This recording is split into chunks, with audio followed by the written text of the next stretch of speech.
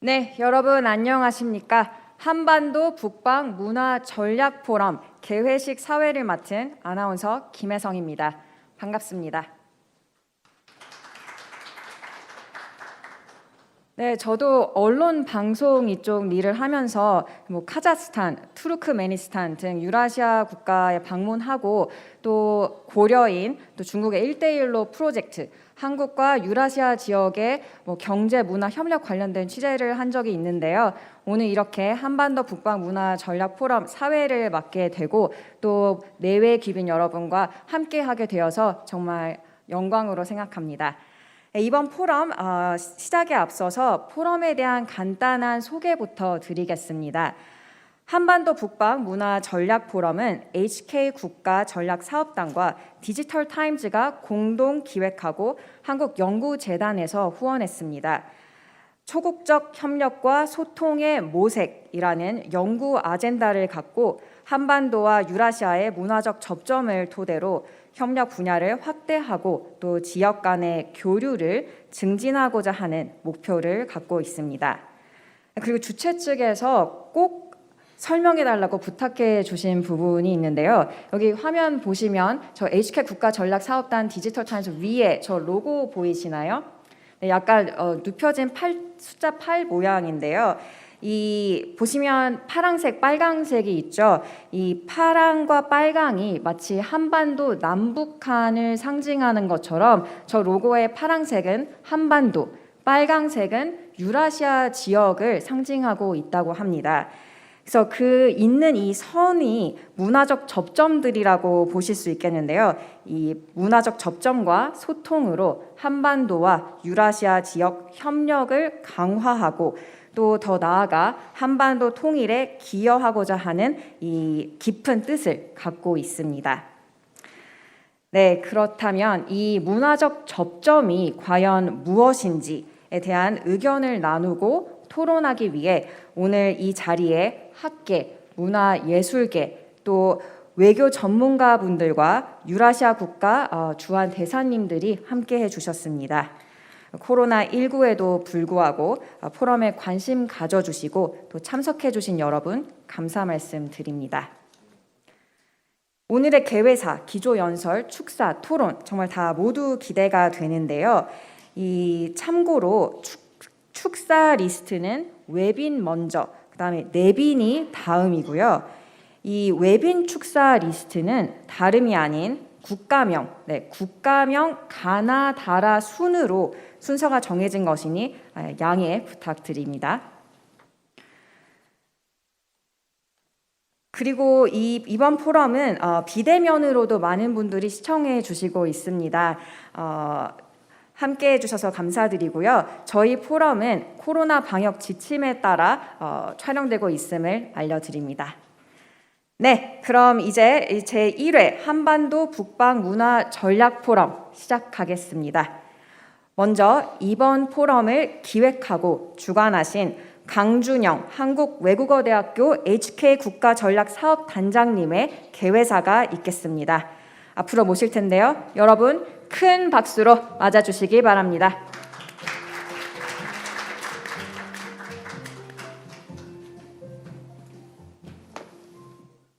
네, 여러분 안녕하십니까? 아침 시간인데도 이렇게 시간을 잘 지켜서 와주셔서 너무 감사드립니다. 저는 한국외국어대학교 국제지역연구센터 HK 국가전략사업단을 맡고 있는 강준영입니다. 굉장히 학교 이름도 길고 저희 센터 이름도 길고 저희 사업단 이름도 굉장히 긴데요. 저희는 초국적 협력과 소통의 모색, 부제가 있습니다. 통일 환경 조성을 위한 북방문화 접점 확인과 문화 허브의 구축, 이런 아젠다로 우리 한국연구재단의 인문 한국 사업의 7년 과제로 선정이 됐습니다. 한반도 통일 환경 조성을 위해서 우리가 과연 무엇을 하는 게 좋을까 하면서 문화로부터 시작을 해보자 하는 그런 기초적인 생각을 가지고 7개년 과제로 하는데 오늘 그 처음에 저희가 이제 한반도 북방문화 전략 포럼이라는 것을 개최하면서 이 한반도 그리고 북방 지역 어떻게 이 두 지역이 협력과 소통을 할 수 있을까 이런 거에 대해서 초점을 맞추고 이 포럼을 열게 됐습니다. 그래서 당연히 오늘 저희가 시작한 이 한반도 북방 문화 전략 포럼이 향후에 양 지역의 협력과 소통의 가교가 되기를 간절히 희망을 합니다. 주최하는 사람으로서 당연히 오늘 포럼이 있기까지 감사해야 될 여러분들이 계십니다. 먼저 이 학교 발전에 애쓰고 계시는 우리 학교 김인철 총장님, 오늘 급한 일이 생겨서 영상으로 대신 환영사를 보내주셨는데요. 저한테 양해의 말씀 꼭 전해달라고 여러 번 말씀을 하셨습니다. 그리고 또 저희 사업단 동반자로서 이 자리를 개최하는데 아낌없는 도움을 주신 디지털 타임즈의 박하경 대표이사님, 그리고 기조연설을 기꺼이 맡아주신 전 외교통상부 장관이시고요. 지금 동아시아 재단을 이끌고 계시는 김성환 이사장님, 그리고 우리나라 국제협력에 매진하는 코이카의 손혁상 이사장님, 또 주한 외교사절 여러분들이 또 이 자리를 빛내주셨습니다. 안드레이 쿨릭 주한 러시아 연방 대사님, 디나라 케멜로바 주한 키르기즈 공화국 대사님, 유수프 샤리프 조다 주한 타지키스탄 대사님, 조키르 사이도프 주한 우즈베키스탄 공관 차석님, 그리고 우즈베키스탄의 전 부총리를 역임하셨던 사이드 무타르 사이드 카시모프 우즈베키스탄 세계경제외교대학 총장님은 축사 영상을 보내주셨고요. 좀 이따가 줌으로 해주신다고 했는데 현지 사정이 어떻게 될지 잘 모르겠습니다. 지금 못 오셔서. 그리고 또 이 축사 영상을 한국무역투자의 천병이신 코트라의 이 권평호 사장님께서도 보내주셨고요. 특별히 문화예술계를 대표해서 한국 문화계의 보물이라고 할 수 있습니다. 유니버설 발레단의 문훈숙 단장님도 나와주셨고요. 어제 저희가 서울시장 선거가 있어서 박진 의원님도 오시기로 하셨었는데 선대위원장이라서 도저히 시간을 내시기가 어렵다고 또 영상으로 축하를 보내주셨습니다. 그 다음에 동북아 협력을 위해서 또 애쓰고 계시는 정상기 대사님, 지금 차가 막혀서 거의 다 오셨는데요. 이제 축사하실 때는 오실 수 있을 것 같습니다. 전 동북아 협력 대사를 역임하셨습니다. 그리고 또 이 자리에 많이 참석해 주신 여러 외빈 여러분께 다시 한번 감사의 말씀을 전합니다.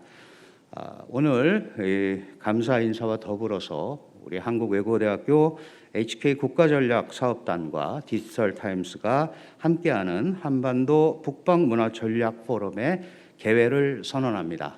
감사합니다. 네, 강준영 단장님의 개회사였습니다.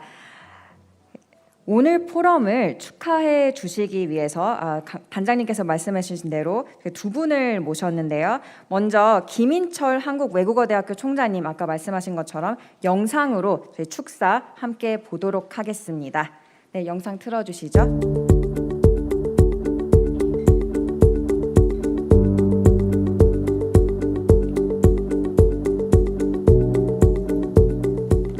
네, 여러분 평안하셨지요? 한국외국어대학교 총장 김인철 교수입니다.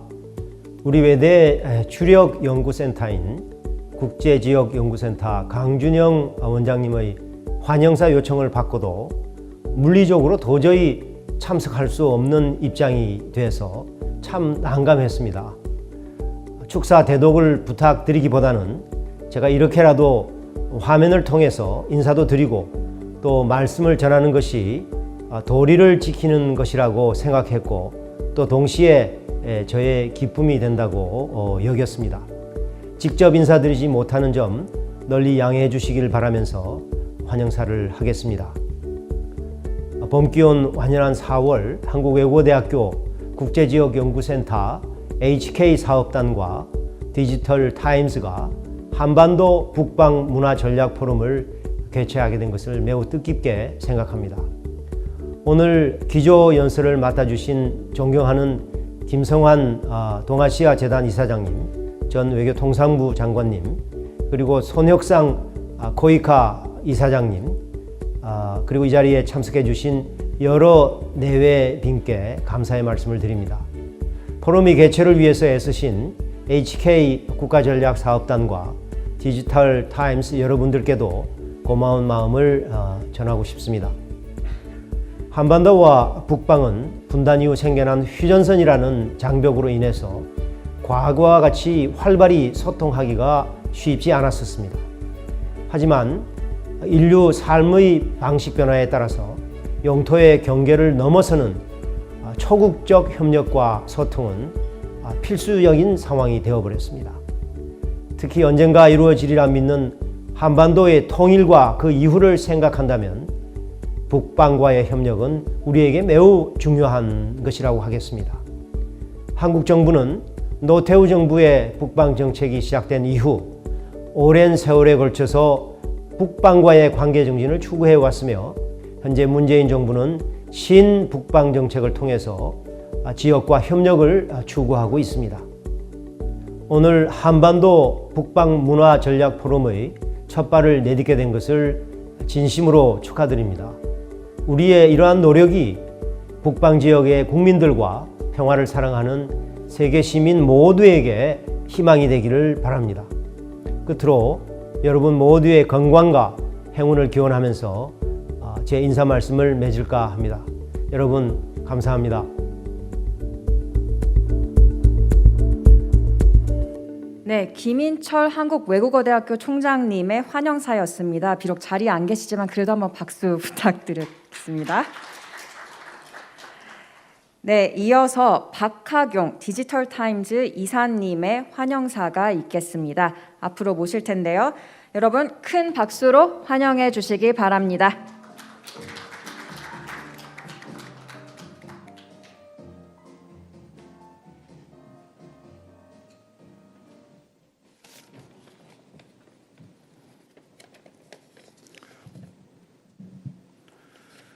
한반도 북방 문화 전략 포럼에 참석해 주신 네 기빈 여러분 안녕하십니까? 디지털 타임스 대표이사 박하경입니다.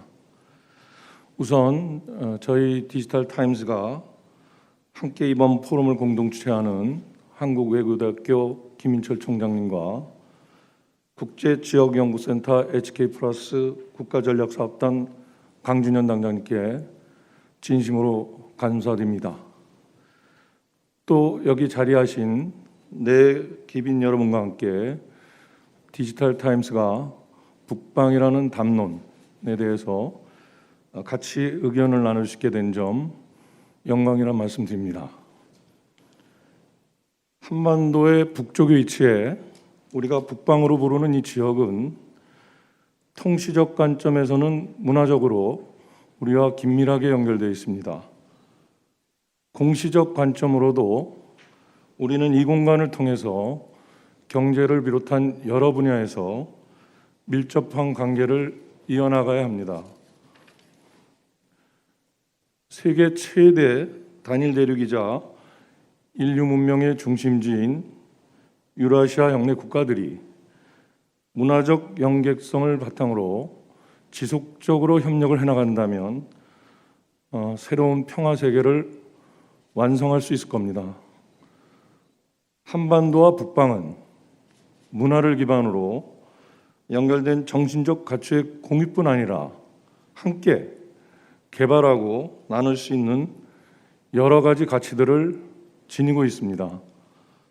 우리가 문화를 중심으로 북방과 연결하고자 하는 이유도 여기에 있습니다. 이번 포럼이 한반도의 북방 관계성과 북방의 가치를 재조명하고 재평가하고 그런 의미 있는 자리가 되기를 기대합니다. 코로나 팬데믹으로 쉽지 않은 여건인데도 이렇게 참석해 주신 네 기분 여러분께 다시 한번 감사의 말씀드립니다. 그리고 늘 건강하시길 기원합니다. 감사합니다. 네, 박하경 디지털 타임즈 이사님의 환영사였습니다.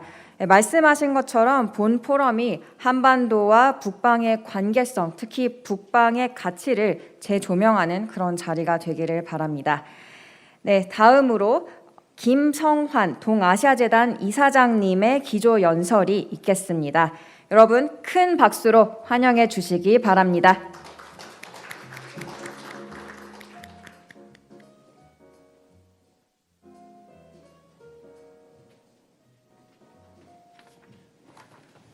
여러분 안녕하셨습니까? 이렇게 만나 뵙게 돼서 반갑습니다. 방금 소개받은 동아시아재단의 김성환 이사장입니다. 오늘 먼저 이렇게 북방포럼 세미나에 초청해 주신 외국어대학교와 또 광준영 교수님께 감사의 말씀을 드립니다. 그리고 오랜만에 이렇게 옛 친구들 우리 박하경 대표님, 문은숙 단장님, 손혁상 총재님 다 이렇게 옛 친구들을 볼 수 있어서 아주 저도 개인적으로 굉장히 기쁘게 생각합니다. 사실 북방에 관한 문제는 그동안 우리 외교에서 크게 취급하지 않았던 그런 문제였는데 오늘 외국어 대학에서 이렇게 강준영 교수님이 좋은 포럼을 만들어 주신 데 대해서 감사를 드립니다. 저는 우리 정부에서는 신북방 정책이라는 용어를 쓰고 있지만 저는 북방 외교 2.0이라는 그런 주제를 가지고 제가 생각하는 바를 여러분들과 오늘 공유하고자 합니다. 우리가 북방 정책이라는 제목 하에서 세미나를 하고 있는데 북방이라는 용어는 박정희 대통령 재임시인 1972년에 북방 외교라는 이름으로 처음 등장했었습니다. 당시 박정희 행정부는 북방 외교와 또 북방 정책이라는 이런 용어를 혼용을 했는데 북방 외교는 당시에 북한을 제외한 공산권 국가와의 외교를 의미하는 것이었고 북한과의 관계 개선은 포함되지는 않았었습니다. 아마 미중 화해와 미소 대탕트가 이루어지는 국제 정치 상황의 변화 속에서 우리가 그동안 미국 일변도로만 진행되던 한국 외교의 지평을 넓히기 위한 시도를 한 것으로서 소련과 또 중국과의 관계를 개선을 모색하였지만 박 대통령 재임 기간 중에는 별다른 성과를 이루지는 못했습니다. 그리고 그 이후에 전두환 행정부에서도 1983년부터 북방 정책이라는 용어를 사용했었습니다. 그런데 이 용어는 한국보다 북쪽에 있는 국가들 이런 지정학적인 표현으로서 일종의 지정학적인 개념이었습니다. 그렇지만 역시 그때도 소련과 중국을 주요 상대로 설정을 했었습니다. 전 대통령 재임 기간 중에 중국 민항기가 국내에 불시착을 해서 그 송환을 소비하기 위해서 한국 전쟁 이후 최초로 한국과 중국 정부 간의 협의가 있기는 했지만 한중 관계 개선으로 이루어지는 못했습니다. 그리고 북방 정책이 정부 정책으로 적극 추진되고 북방이라는 용어가 광범위하게 사용된 것은 아까 우리 강준영 교수님 또 김인철 총장님도 말씀해 주셨습니다마는 노태우 대통령 행정부 시절입니다. 노태우 대통령은 취임사에서 이념과 체제가 다른 국가들과의 관계 개선은 동아시아의 안정과 평화, 공동의 번영에 기여하게 될 것이며 또한 북방으로의 외교적 통로는 통일로 가는 길을 열어줄 것이다 라고 이렇게 말씀을 하셨습니다. 그래서 노태우 행정부의 북방 정책은 기존의 북방 정책과 대북 정책 그리고 통일 정책을 종합적으로 포괄하는 정책이라고 말씀드릴 수 있겠습니다. 노태우 대통령은 소련, 중국 및 동유럽 공산권 국가 등 북방 국가들과의 외교관계 개선을 통해서 북한의 개방을 추진한다는 원교 근공의 정책을 추진하였습니다. 1988년 서울올림픽은 노태우 행정부가 북방 정책을 추진하는 좋은 토대를 제공하였습니다. 1979년 그 당시 소련의 아프가니스탄 침공에 대한 항의의 표시로 1980년 모스크바 올림픽에는 서방 국가가 참여를 하지 않아서 80여 개 국가만이 참석을 했었고 또 1984년 로스앤젤레스 올림픽에는 이에 대한 보복으로 20여 개 공산권 국가들이 참여하지 않아서 그 이전 두 번의 올림픽이 모두 동서방 간의 정치적 대립으로 인해서 반쪽짜리 올림픽이 되어버린 데 반해서 우리 서울올림픽에는 서방과 공산권 국가들이 모두 참여를 해서 160여 개국이 참가하는 역대 최대의 올림픽이 되었습니다. 그리고 또한 올림픽이 정치적인 영향에서 벗어나는 계기가 되었습니다. 이와 같이 공산권 국가들의 참여로 노태우 행정부의 북방 정책은 시작부터 우호적인 분위기에서 시행될 수가 있었습니다. 당시 소련은 올림픽 대표단의 외교부 국장을 팀장으로 하는 한국 정세 파악팀을 포함시켰는데 이들은 소련 정부의 한소 수교를 긍정적으로 평가하는 보고서를 제출하였고 후에 한소 수교에 큰 도움이 되었습니다. 노태우 행정부의 대공산권 외교는 1989년 헝가리와의 수교를 통해서 첫 번째 성과를 이룩한 후에 같은 해 폴란드 및 유고슬라비아와 수교를 하였으며 1990년에는 체코슬로바키아, 불가리아, 루마니아, 몽고 및 소련과 외교 관계를 수립했고 1991년에는 알바니아와 중국과 외교 관계를 수립하였습니다. 1991년 12월 구소련이 붕괴된 이후에는 구소 연방국의 구성국이었던 우즈베키스탄, 키르기즈스탄 등 중앙아시아 5개국, 리투아니아 등 발틱 3국과 아제르바이잔, 아르메니아, 조지아 및 우크라이나 등 14개국과 수교 관계를 수립해서 이 북방 정책은 한국 외교의 지평을 크게 넓히는 성과를 이룩하였습니다. 북한 정책은 대북한 관계에서도 여러 가지 성과를 이룩하였는데 1991년 12월 31일에는 남북 기본 합의서가 합의가 되었습니다.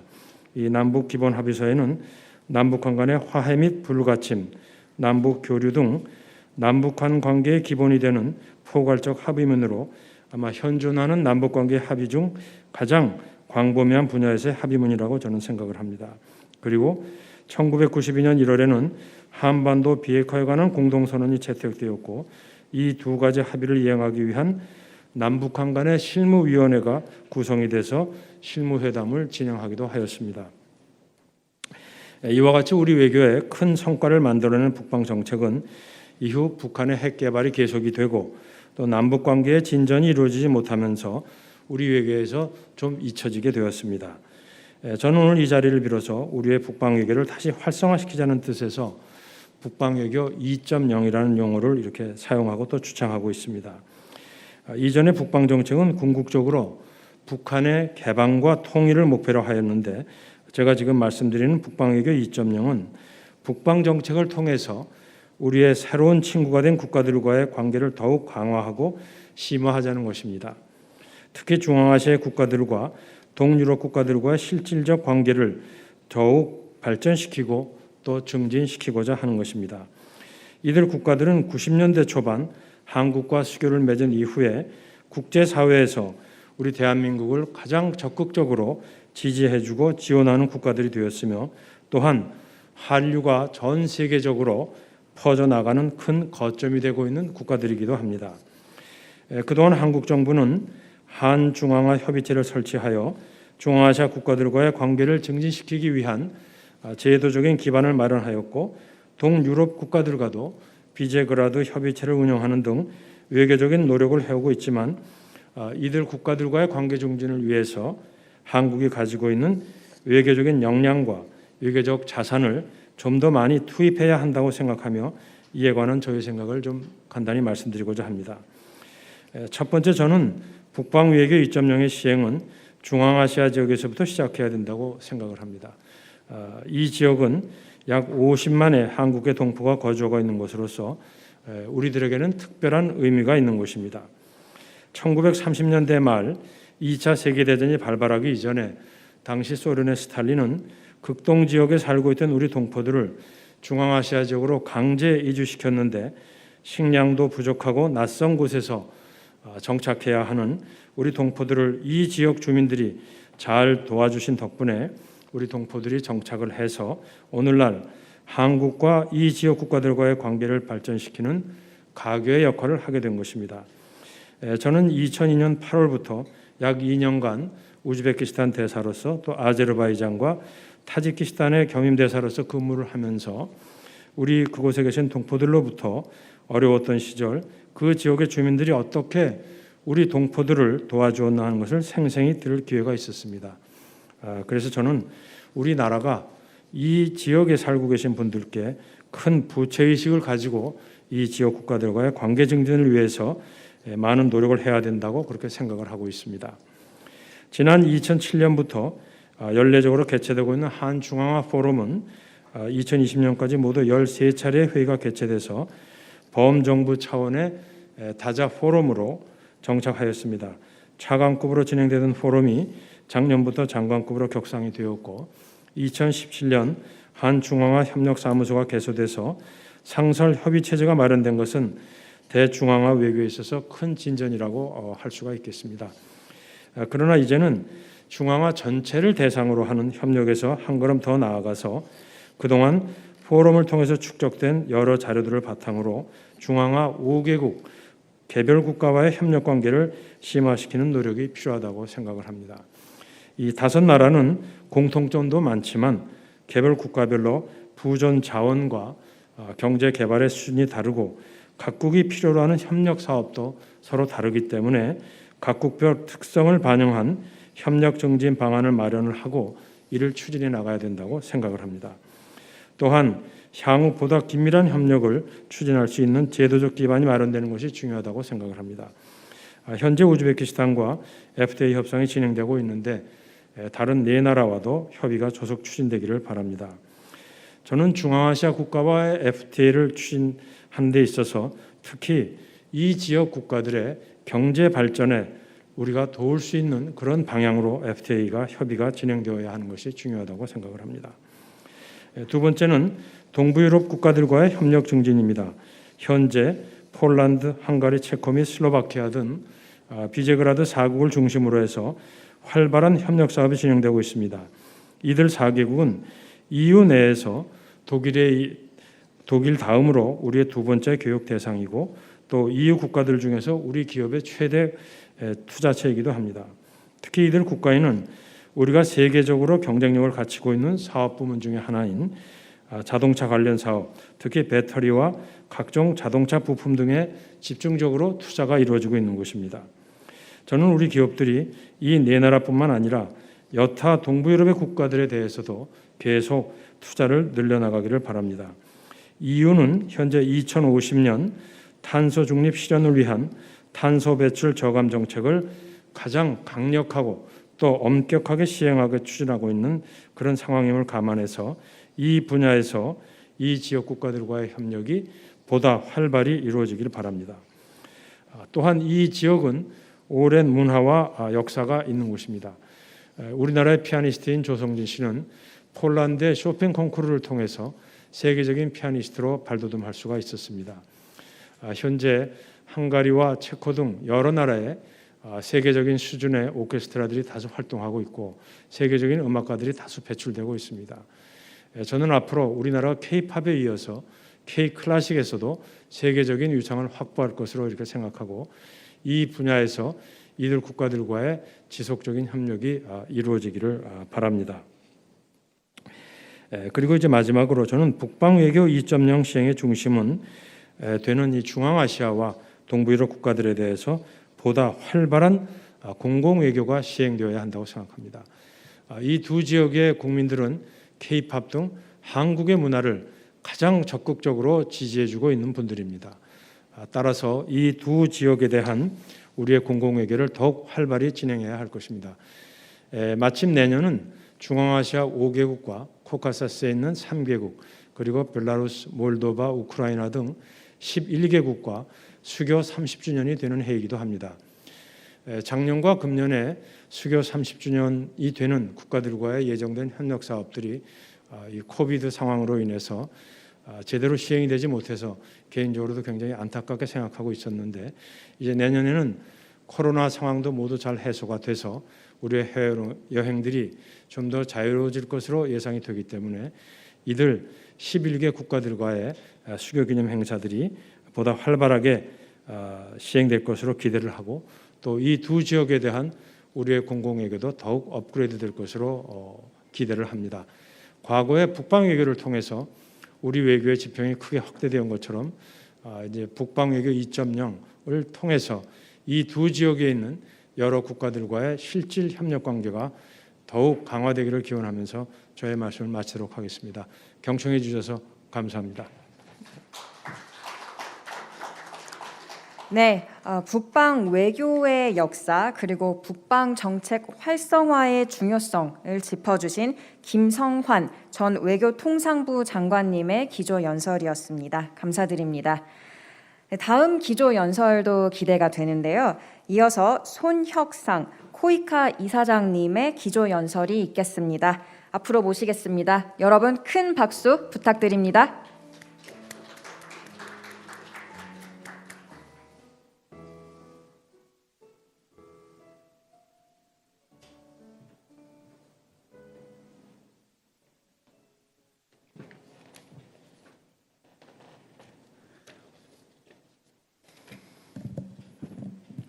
안녕하십니까. 반갑습니다. 저는 방금 소개받은 한국국제협력단 이사장 손혁상입니다. 한반도 북방문화전략 포럼에서 여러 귀빈들과 함께 코이카의 정책과 사업에 대한 의견을 나누게 되어 반갑고 기쁘게 생각합니다. 바쁜 일정에도 불구하고 시간을 내어주신 주한 대사 여러분 반갑습니다. 그리고 귀한 말씀 해주시고 북방 정책에 대해서 이해를 깊게 해주신 김성한 전 외교부 동상부 장관님도 감사드립니다. 그리고 코로나19 때문에 상당히 어려운 상황이었을 텐데도 큰 행사를 준비하느라고 애써주신 박강경 디지털 타임스 대표이사님, 강준영 단장님을 비롯한 관계자 여러분께도 감사드립니다. 저는 오늘 전반적인 북방 정책과 또 그 중에서도 문화적인 교류 협력 부분을 어떻게 개발 협력 차원에서 보완하고 도와줄 수 있을까에 대한 지점에서 좀 얘기를 나눠볼까 합니다. 특히 이번 정부의 신북방 정책에 코이카가 어떻게 공적 개발 먼저 ODA 사업을 투영하고 있는지를 좀 설명드리고자 합니다. 왜 우리가 신북방 지역 국가들과 협력하려고 하는지, 또 이를 통해 무엇을 개발 협력을 통해 달성하려고 하는지, 구체적인 분야는 무엇인지 말씀드려 보겠습니다. 여러분께서 잘 아시는 것처럼 신남방, 신북방 정책은 우리 정부 외교 정책의 골간을 형성하고 있습니다. 2017년 신남방 정책이 발표됐을 때 많은 사람들은 의외라는 반응을 보였습니다. 4강 외교에 주력하기도 벅찬데 아세안 국가까지 외교력을 집중할 여유가 어디 있을까라는 생각도 또 표출되기도 했습니다. 하지만 미국의 인도 태평양 전략, 중국의 1대1로를 비롯해 아세안을 대상으로 한 각국의 관심과 전략적 파트너십 구축이 본격화되고 경쟁 양상까지 벌어지면서 이제 신남방 외교의 중요성은 당연한 것으로 되었습니다. 저는 신북방 정책의 미래도 이와 비슷하다고 생각합니다. 아직은 신남방 정책과 비교해서 상대적으로 낮은 관심과 자원의 집중도가 낮다고 볼 수 있지만 이는 중요도가 낮아서가 아니라 덜 알려졌기 때문이라고 생각합니다. 신북방 대상 국가들과 상대적으로 네트워크가 두텁지가 못했고 지리적으로 연결성이 약했고 일부 국가는 국제 제재라는 장애 요소도 있었습니다. 그러나 이들 지역이 가진 잠재력을 고려하면 또한 김성환 장관님께서 말씀하신 50만 우리 동포의 이주에 대한 지역 주민들에 대한 협력을 고려해 볼 때 우리가 이 지역을 중시하지 않는 것이 오히려 이상한 일이라는 생각이 듭니다. 신북방 대상 지역 국가들이 적극적으로 한국과 협력을 희망하는 상황에서 우리도 그에 걸맞는 호응을 해야 할 때라고 생각합니다. 문재인 대통령은 2019년 한반도 평화우상 특별기고문에서 신북방 정책이 지향하는 목표를 사람 중심, 상생 번영의 평화 공동체라고 밝혔습니다. 또 한국은 대륙과 해양을 잇는 교량 국가를 꿈꾼다고도 하였습니다. 이 두 개의 목표에는 코이카가 지향하는 비전과 방향이 담겨 있습니다. 코이카는 사람, 상생 번영, 평화, 그리고 지구 환경까지 네 가지 People, Prosperity, Peace, Planet, 이 네 가지 가치를 지향점으로 삼고 있습니다. 신북방 정책의 지향점과 정확히 접점을 맞고 있습니다. 아울러 선진국과 개도국을 잇는 교량 역할을 한다는 것이 설립 당시부터 목표 중에 하나였습니다. 때문에 신북방 정책의 일환으로 개발협력 사업을 펼치는 코이카의 역할과 책임이 누구보다 크다는 점을 인식하고 있습니다. 코이카는 신북방 정책이 지향하는 분야와 코이카가 그동안 축적해온 전문성을 고려해서 신북방 대상 지역의 다음 4가지 프로그램에 초점을 맞춰서 개발협력 사업을 진행하고 있습니다. 첫째, 북방 경제 공동체 시대를 앞당기는 상호 연결성을 확장하고자 합니다. 둘째, 상생 번영을 위한 인적 자원 개발과 창업 생태계 조성을 지원하고자 합니다. 셋째, 보다 안전한 세상을 위해서 포스트 코로나 보건의료 협력을 확대하고자 합니다. 넷째, 지속 가능한 발전을 위해 기후변화 대응 역량을 제고하고자 합니다. 하나씩 간단하게 설명을 드리겠습니다. 상호 연결성 확장부터 말씀드리겠습니다. 연결성이라고 하면 철도, 항로, 가스관, 전력망처럼 인프라가 우선 떠오를 겁니다. 하지만 코이카는 여기서 의미를 더 확장해 공공 서비스에 대한 디지털 연결성 강화까지를 포함하려고 합니다. 이미 전자정부를 포함해 ICT 분야에서 한국이 앞서 있다는 것은 잘 알려져 있습니다.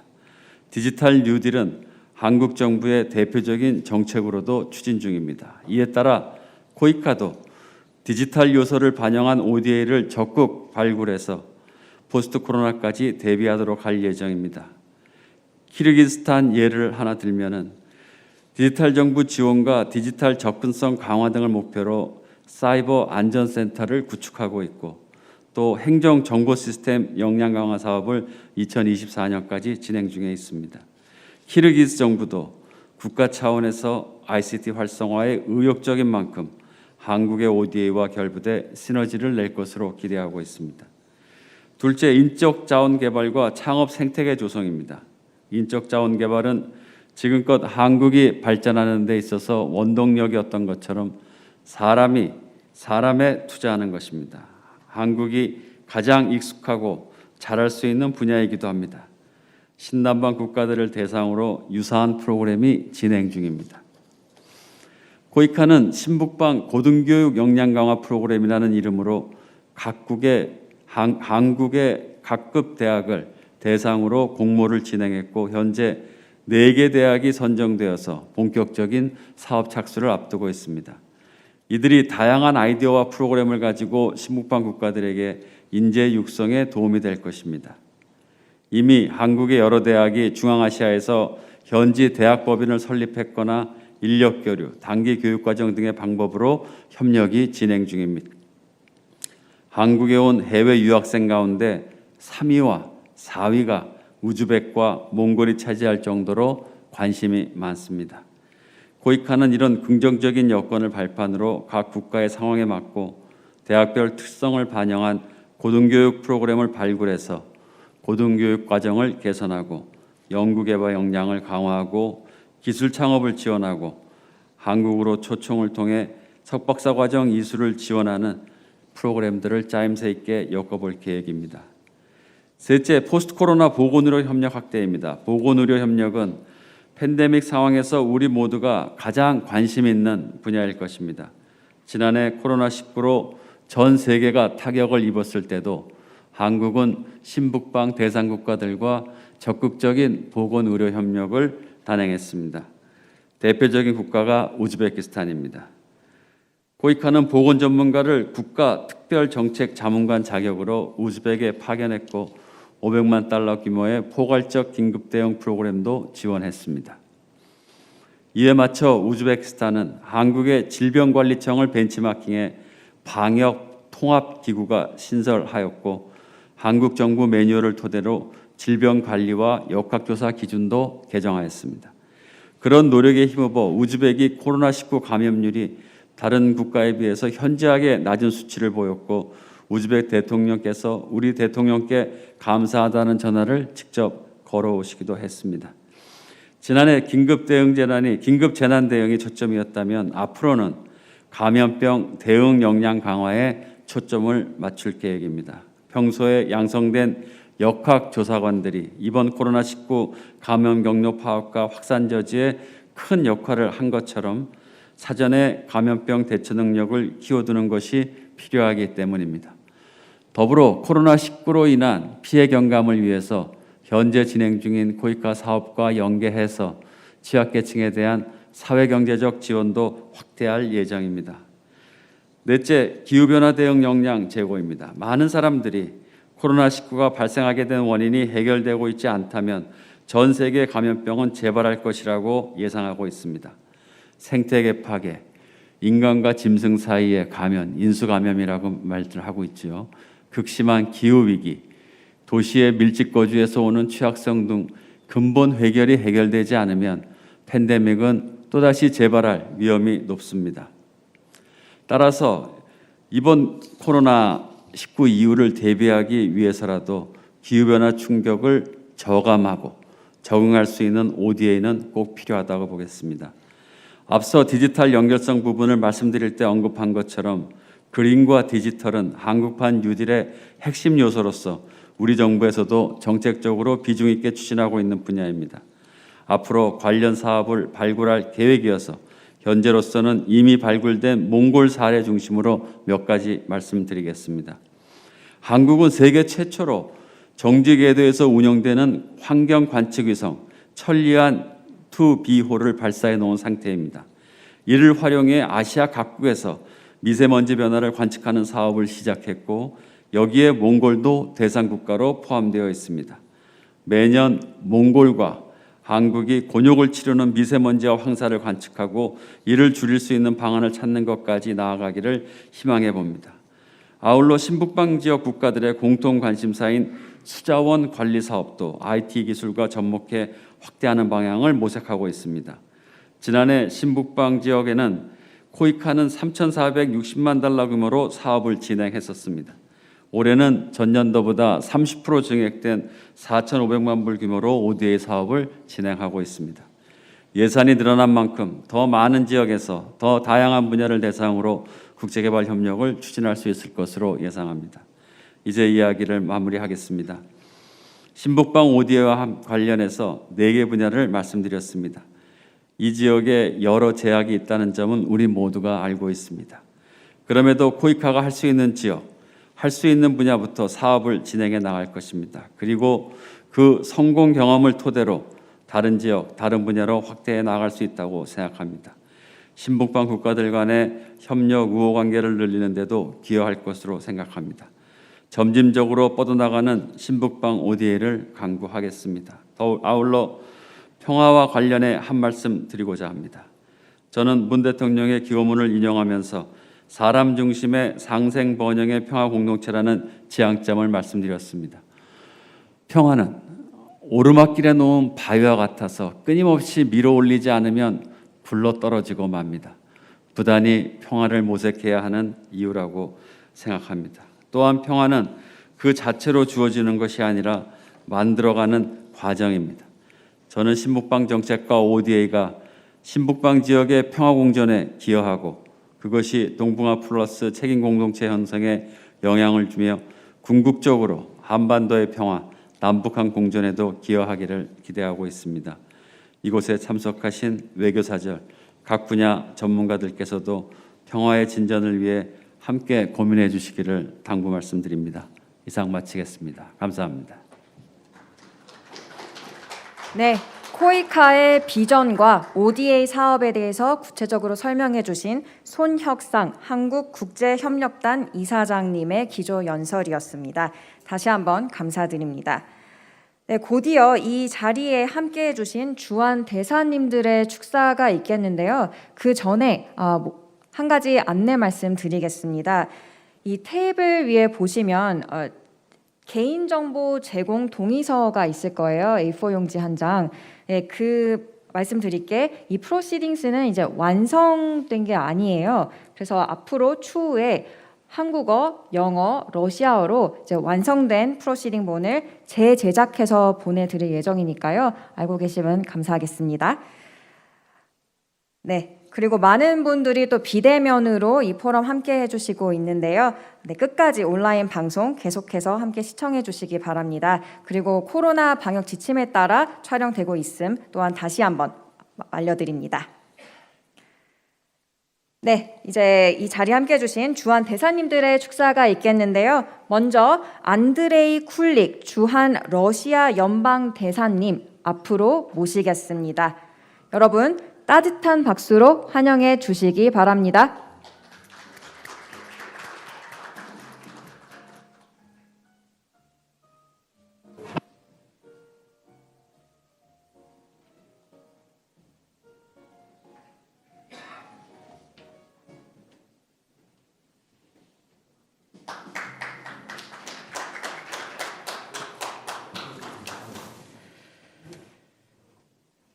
Уважаемый председатель Фонда Восточной Азии господин 존경하는 동아시아 재단 김성환 이사장님, 존경하는 코이카 손혁상 이사장님,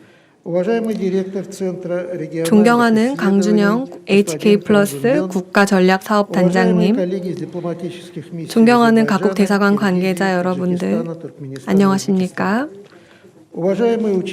존경하는 포럼 참석자 여러분, 안녕하십니까? 한반도 국방문화전략 포럼에 오신 것을 환영합니다. 오늘 포럼은 유라시아 국가들의 문화를 소개받고 한국과 영내국들 간의 관계 심화 전망을 논의하기 위한 자리입니다. 무엇보다도 먼저 신종 코로나 바이러스 감염증의 어려운 상황 속에서도 이번 행사 준비에 적극적으로 기여해 주신 모든 분들께 깊은 감사의 인사를 드립니다. 지난해 러시아와 한국은 수교 30주년을 맞이했습니다. 이 기간 동안 양국은 사실상 무에서부터 시작해서 정치, 경제, 통상, 과학기술, 인문 및 기타 분야에서 내실 있는 협력 경험을 대거 축적했습니다. 오늘날 한국은 아태 지역에서 러시아의 주요 파트너국 중 하나라고 자신 있게 말씀드릴 수 있으며 양국을 한데에 모으는 것은 호혜적이고 실질적인 협력뿐만 아니라 19세기로 거슬러 올라간 1884년에 우호와 무역에 관한 최초의 국가 간 조약이었던 조러 수호 통상 조약을 체결했을 때 조성되었던 양국 일반 국민들 간의 상호적 호감에 기초한 진정한 설린 우호 관계입니다. 양국 정상, 정부와 그리고 국회 간의 정기적인 만남이 지속적으로 이루어지고 있습니다. 공동의 노력을 통해 양국 관계의 모든 영역을 아우르는 광범위한 법적 합의 기반이 구축되었으며 이러한 기반은 지속적으로 강화되고 있습니다. 놀라운 성과를 보여주는 부문으로는 양국 간의 경제 통상 협력이 있습니다. 지난 30년간 양국 교역량은 거의 130배가량 증가해서 코로나 팬데믹 발발 이전에는 약 250억 달러에 달했습니다. 양국 지방 간의 협력은 역동적으로 발전하고 있으며 대규모 공동 프로젝트, 투자 공동 프로젝트가 실행되고 있습니다. 또한 인적 교류도 크게 증대되고 있습니다. 2014년 1월 1일 양국 국민에 대한 비자 면제 제도는 인적 교류 증진에 호혜적인 여건을 조성했습니다. 한국에서의 러시아어 그리고 러시아에서의 한국 학습에 대한 관심이 꾸준히 높게 유지되고 있습니다. 한국과 러시아는 한반도 문제를 포함하여 글로벌 및 영내 아젠다를 둘러싸고 국제 무대에서 긴밀히 협력하고 있습니다. 한러 수교 30주년을 맞아 양국은 한러 상호 교류의 해를 지정했습니다. 올해 3월 25일 세르게이 라브로프 러시아 외무장관님의 방한을 계기로 서울에서 상호 교류의 해의 공식 개막식이 성대하게 개최되었습니다. 확신컨대 코로나 상황이 진정됨에 따라 예정된 모든 계획이 이행될 수 있을 것입니다.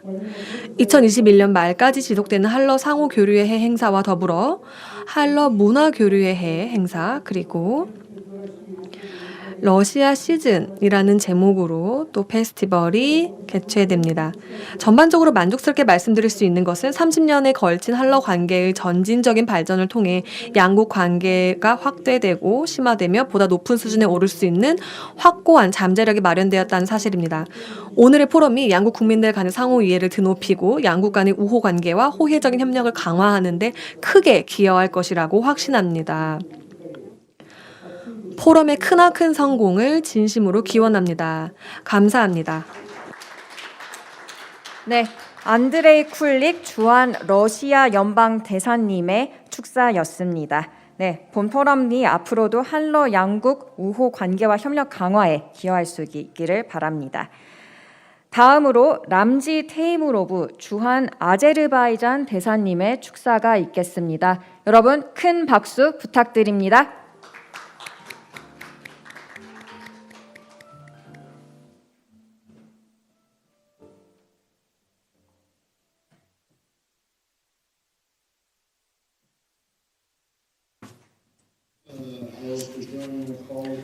저도 역시 주한 러시아 연방 대사님과 함께 여기 계신 모든 분들께 감사 말씀 또 환영의 말씀 드리는 바입니다. 귀빈 여러분 안녕하십니까? 이 자리에 올 수 있게 되어서 대단히 기쁘게 생각합니다. 우선 저는 오늘 행사를 주최해 주신 모든 관계자분들께 감사 말씀 드리겠습니다. 또한 저를 초청해 주신 것에 대해서 감사합니다. 저 스스로도 한국외국어대학교를 졸업을 했기 때문에 동문으로서 이런 중요한 포럼에 참여할 수 있게 되어서 큰 영광이고 또 기쁨이라고 할 수 있겠습니다.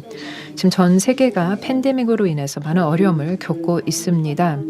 이런 상황에서 저는 지금 한국과 북방 국가들이 맺고 있는 관계를 돌아보고 그리고 또 어려웠던 부분들과 성과들을 확인을 하고 그리고 팬데믹 이후에 역사적으로 또 문화적으로 밀접하게 연결된 우리의 관계를 더욱 증진시키기 위한 로드맵을 그리는 것은 매우 시적절하다고 생각합니다. 이런 관점에서 저는 여러분들께 아제르바이잔이 지리적으로 위치하고 있는 지역에서 최근 벌어진 일들을 간단하게 언급하고 싶습니다. 아시다시피 작년에 발생한 제2 카라바흐 전쟁 결과로 30년 동안 점령되어 온 아제르바이잔의 영토가 해방된 바 있습니다. 그에 따라 이 남카프카즈 영토에서 새로운 지정학적 상황이 창출되었습니다. 저는 이러한 변화가 지역 국가들의 발전과 또 유라시아 대륙에서 현존하는 교통과 통신망이 확장되는 데 기여할 것이라고 믿는 바입니다. 우리 모두가 알다시피 21세기 국가들의 경제 발전은 보다 상호 의존적으로 나타나고 있습니다. 또 이를 위해서는 다른 중요한 요인들과 함께 더불어서 교통, 통신망이 안정화되는 것은 필수적입니다. 이러한 관점에서 이른바 3+3 형태인 즉 남카프카즈의 세 나라와 인근 터키, 러시아 그리고 이란 3국이 구축한 대화의 플랫폼은 보다 확대된 그리고 미래가 밝은 협력을 가능하게 할 것으로 생각합니다. 이러한 3+3 플랫폼을 통해 경제, 무역, 인프라가 확대된 3억 5천만 명의 시장을 형성하게 되었습니다. 앞서 언급한 이 3+3 포맷은 또한 항상 긴장이 흐르던 유라시아 대륙에서 보다 항구적인 평화를 이룩하기 위한 새로운 기회를 제공합니다. 무엇보다 한국과 같은 역외 국가들이 이러한 평화구축 프로세스에 참여를 하는 것을 더욱더 독려하는 바입니다. 문화적인 측면에서 한국과 북방 국가들은 수세기 동안 단단한 관계를 맺어왔습니다. 이를 통해 사람 간의 교류, 또 지식의 교류를 증진하는 데 많은 기회를 확보할 수 있었습니다. 저는 특히 한국과 투르크어계 언어를 보유한 국가들 사이 지난 수년간 점차 문화 교류가 늘어나고 있음을 강조하고 싶습니다. 2016년 저희는 사상 최초로 대한민국의 외교부 지원과 함께 투르크 문화 축제를 한국에서 개최할 수 있었습니다. 이 축제를 통해 투르크어를 사용하는 5개 국가 아제르바이잔, 카자흐스탄, 키르기스탄, 터키 그리고 투르크메니스탄이 함께 어우러져 각국의 문화를 소개하고 또 대한민국과의 역사적 문화적 연결점을 제시할 수 있었습니다. 또한 2019년에는 대한민국의 문희상 국회의장님께서 아제르바이잔을 방문하셔서 투르크어계 국가들의 이 협력회의 투르키 카운슬의 옵저버 국가로 대한민국이 참여할 의향이 있다고 말씀하셨습니다. 이 협력회의는 유라시아의 대륙, 특히 중앙아시아와 카프카즈 지역의 국제협력을 증진시키는 데 목적이 있다는 점을 말씀드리고 싶습니다. 이 협력회의는 경제, 과학, 교육, 교통, 문화적 관계를 증진할 뿐 아니라 지역의 평화와 안정을 보장하는 데 주변 국가들과 적극적으로 협력하고 있습니다. 이 2021년 3월 31일 개최된 투르크 협력회의 정상회담에서는 저희 당시에 옵저버 국가로서 한국이 참여하기도 했었습니다만 이때 당시에서 회원 국가들과 다른 관심 있는 국가들 사이의 협력이 강화되는 데 초점이 맞추어졌습니다. 이런 한국과 아제르바이잔을 포함한 투르크어 사용 국가들 간에는 언어적 또 문화적 유사성이 있습니다. 그리고 또 학문 및 과학 연구에서 한민족과 투르크어 사용 민족들 사이 보다 많은 협력의 기회를 제공해 준다고 저는 개인적으로 생각하는 바입니다. 이를 통해 국민들이 서로 더 가까워지고 또 문화 분야에서 협력이 더욱더 깊어질 것이라고 생각합니다. 끝으로 오늘 행사를 기획해 주신 모든 분들께 다시 한번 감사를 드리고 앞으로 이어질 세션에서 한국과 북방 국가들 사이보다 깊은 관계로 나아갈 수 있도록 새로운 아이디어와 로드맵에 대한 알찬 논의가 이루어지기를 희망합니다. 감사합니다. 네, 지난 몇 년간 한국과 중앙아 국가들의 교류가 활발했는데 앞으로 관련된 연구와 문화적 교류 또한 더욱더 활발하기를 바란다는 대사님의 축사였습니다. 네, 이어서 디나라 카멜로바 주한 키르기즈 공화국 대사님의 축사가 있겠습니다. 대사님 바쁘신 일정 때문에 오늘 영상으로 축사를 대신 보내주셨는데요. 함께 영상 보시겠습니다. 박수 부탁드립니다.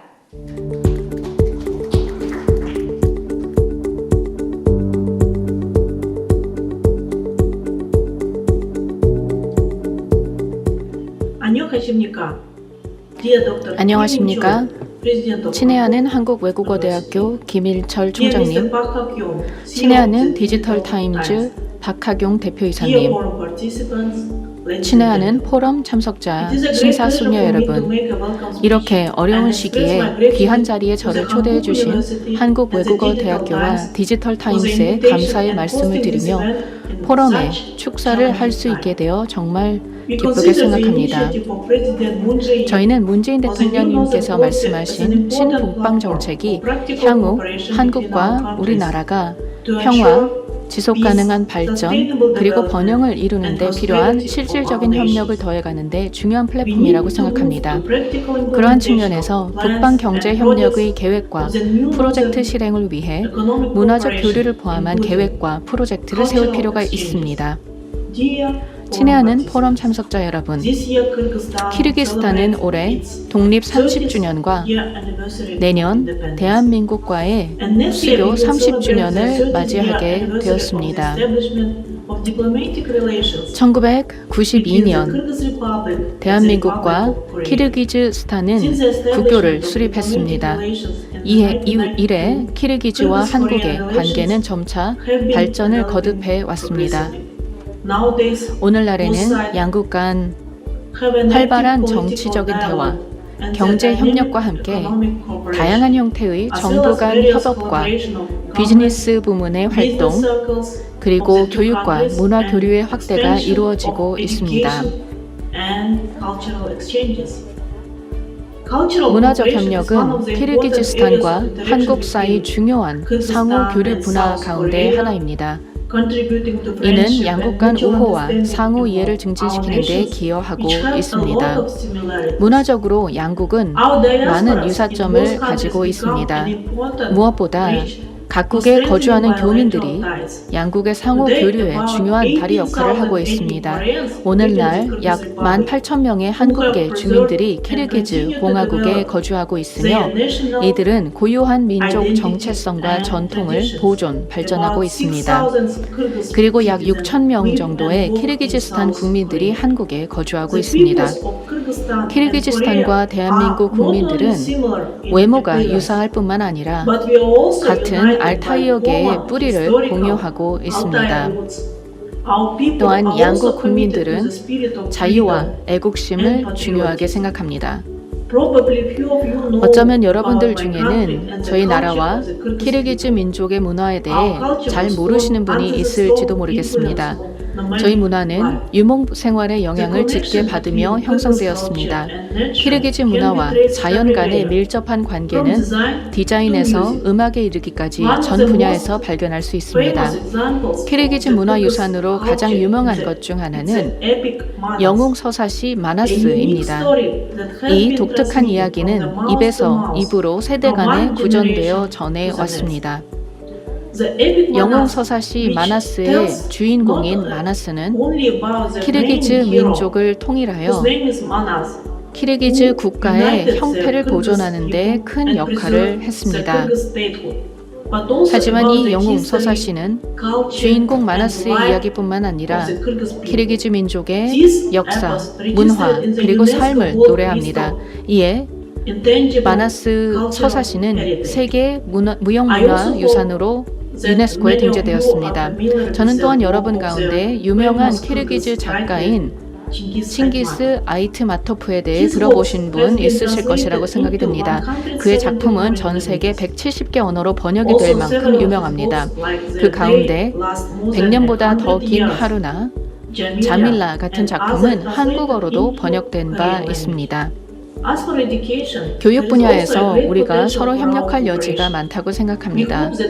저는 한국 측에서 키르기즈스탄 학생들을 위해 더 많은 장학금 프로그램이 제공되기를 희망합니다. 또한 교환학생이나 교사 교류 제도가 좀 더 활발하게 이루어졌으면 합니다. 저는 또한 키르기즈스탄의 관광 자원이 매우 높은 잠재력을 가지고 있다는 점을 말씀드리고 싶습니다. 저희가 하늘산이라고 부르는 산맥들과 아름다운 자연, 청정 호수와 강들이 있는 멋진 곳들이 많이 있습니다. 팬데믹 이전에는 한국을 포함한 외국인 관광객들의 숫자가 해마다 증가해 왔습니다. 키르기즈스탄 정부는 한국 국적 소유자에게 비자 면제 프로그램을 제공하고 있습니다. 저는 포스트 팬데믹 시대에 상호 교류와 방문이 이전처럼 활발히 이루어지기를 바랍니다. 친애하는 포럼 참가자 여러분, 저는 다시 한번 키르기즈 공화국과 한국이 관계를 강화하고 신북방 정책을 발전시키는데 적극적으로 참여하기 위해 모든 노력을 기울일 준비가 되어 있다고 말씀드리고 싶습니다. 마지막으로 오늘 포럼이 모든 분들에게 유익하고 또 건설적인 대화가 이루어지는 장이 되기를 바랍니다. 여러분들 모두에게 도움이 되기를 바라며 또 성공적인 알찬 포럼이 되기를 진심으로 기대합니다. 대단히 감사합니다. 네, 한국과 키르기즈 공화국 양국이 문화, 더 나아가 교육 쪽 측면에서 협력 강화를 했으면 좋겠다라는 디나라 케멜로바 주한 키르기즈 공화국 대사님의 축사였습니다. 이어서 유스프 샤리프조다 주한 타지키스탄 대사님 축사가 예정되었었는데요. 오늘 갑자기 일정이 생기신 관계로 아짐 라흐미트 조다 주한 타지키스탄 주재관이 대사님 축사를 대신 낭독하게 됐습니다. 앞으로 모시겠는데요. 박수 부탁드립니다.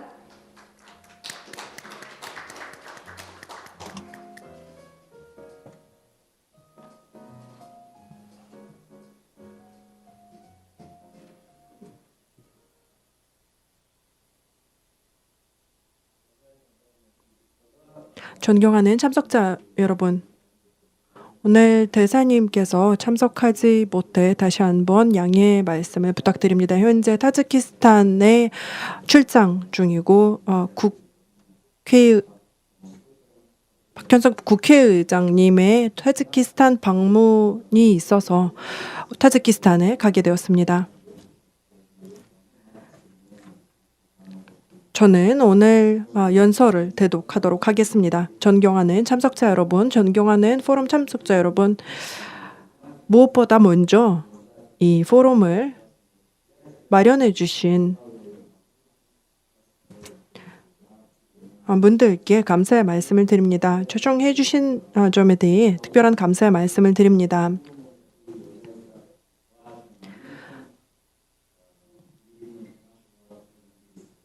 우리 한반도와 우리 지역의 협력을 강화하는 역할을 하는 포럼에 참여하게 되어 기쁘다고 생각합니다. 경제, 무역, 투자 등 문화, 교육 등 모든 분야에서 우호 관계가 발전시키는 데 기초가 되는 매우 중요한 의미가 있는 포럼이라고 생각합니다. 이러한 측면에서 민족의 통합과 평화의 건설자이자 타지키스탄 민족의 지도자이신 타지키스탄 공화국에 친애하는 에모말리 라흐몬 대통령님의 2015년 4월 대한민국 방문과 주한 타지키스탄 대사관의 설치는 중요한 사건이라고 생각합니다. 또한 대한민국 이낙연 국무총리님 그리고 박병석 국회의장님의 타지키스탄 공화국 방문 역시 양국 우호 관계 강화에 중요한 역할을 했습니다. 이러한 고위급 상호 방문은 위대한 실크로드 시기부터 이어져 내려온 역사적, 문화적, 상업적 관계가 회복되는 계기가 되었습니다. 양국 간의 무역, 투자 증가와 역사적 문화 상호 인식의 회복 속에 보이는 역동성은 양국 관계 발전에 더 큰 가능성과 잠재력을 보여줍니다. 통계에 따르면 2020년 대한민국과 타지키스탄 간 교역액은 5,400만 달러에 달해 2019년 대비 58%라는 증가 수치입니다. 앞으로 대한민국과 타지키스탄 사이는 무역 경제 관계를 강화하기 위해 무한한 잠재력이 있습니다. 이와 관련되어 대한민국과 다양한 분야에서 특히 문화와 경제 분야에서 협력이 발전되기를 희망합니다. 저는 대한민국과 타지키스탄 간의 안정적이면서도 높은 수준의 상호 신뢰가 구축되어 있다고 생각합니다. 끝으로 오늘 포럼에서 참석자 여러분께서 다양한 의견을 교환하고 실질적인 발전 방안을 제시할 것이라고 믿습니다.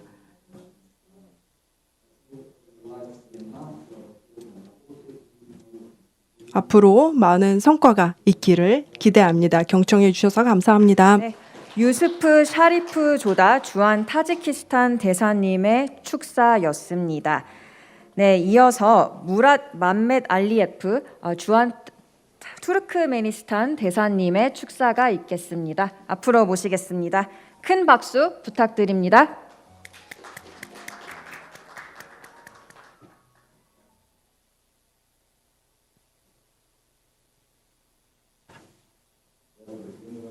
존경하는 포럼 참석자 여러분 안녕하십니까? 투르크메니스탄을 대표해서 포럼 참석자 여러분들을 환영하고 성공적인 내실 있는 논의가 있기를 기원합니다. 무엇보다도 먼저 오늘 이 포럼을 주최해 주신 주최 측에 감사 인사를 드리고 싶습니다.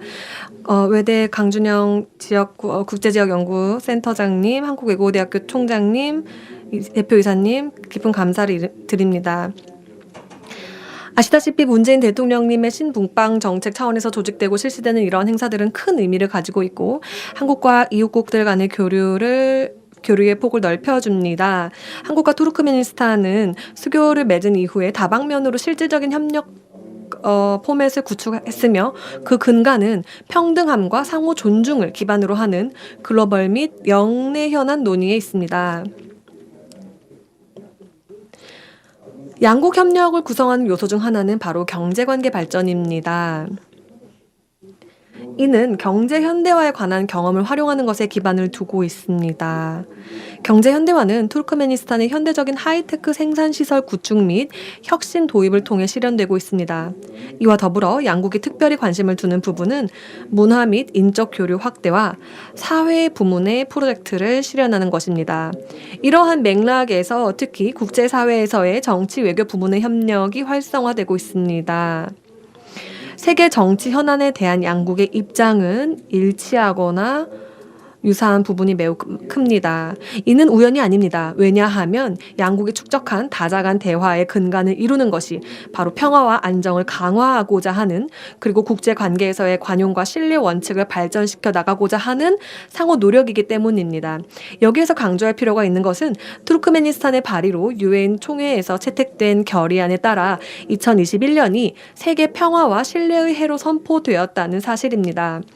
신뢰를 구축하기 위해서 투르크메니스탄은 한반도 핵 문제는 오로지 평화적인 대화를 통해서만 해결 가능하다고 보며 한반도 비핵화와 비핵화 지위를 지지하고 그리고 이와 관련한 한국 정부의 노력을 적극 환영하는 바입니다. 내외 귀빈 여러분, 아시다시피 현재 세계 경제는 매우 어려운 시기를 겪고 있습니다. 이러한 상황에서 각국의 노력을 긴밀히 결집할 필요가 있습니다. 통상, 기술, 투자 및 금융 부문의 협력 강화를 위한 혁신적인 접근법이 요구됩니다. 이는 유라시아의 새로운 지경학적 안목이 형성되고 있다는 사실과 관련이 있습니다. 이러한 상황은 객관적인 현실이며 그 주요 내용은 경제협력의 다변화라고 할 수 있겠습니다. 따라서 이러한 과정 속에서 실현되는 건설적인 전략들은 장기적인 목표의 결합과 조화를 기반으로 파트너국들을 상호 보완해 줄 것입니다. 이와 관련해서 구르반굴리 베르디 무하메도프 투르크메니스탄 대통령님께서는 작년 10월 30일에 서울에서 개최된 북방경제협력위원회 포럼에서 투르크메니스탄은 신북방 정책을 존중하고 이게 우호적인 입장이라고 밝혔습니다. 아주 중요한 이니셔티브인 한국의 신북방 정책은 투르크메니스탄이 현재 실현 중인 실크로드 재건 구상과 공통점이 많습니다.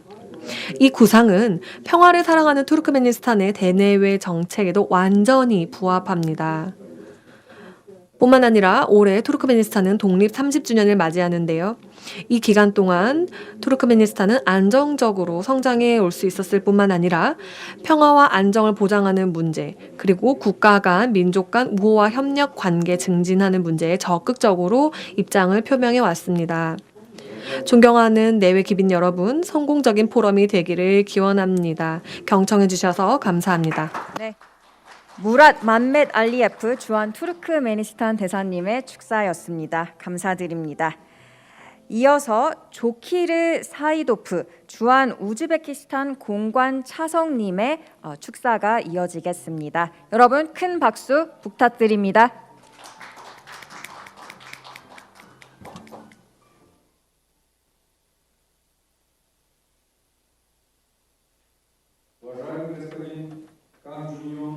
존경하는 한국외국어대학교 국제지역연구센터 강준영 단장님, 한국외국어대학교 김인철 총장님, 디지털타임스의 박하경 대표이사님,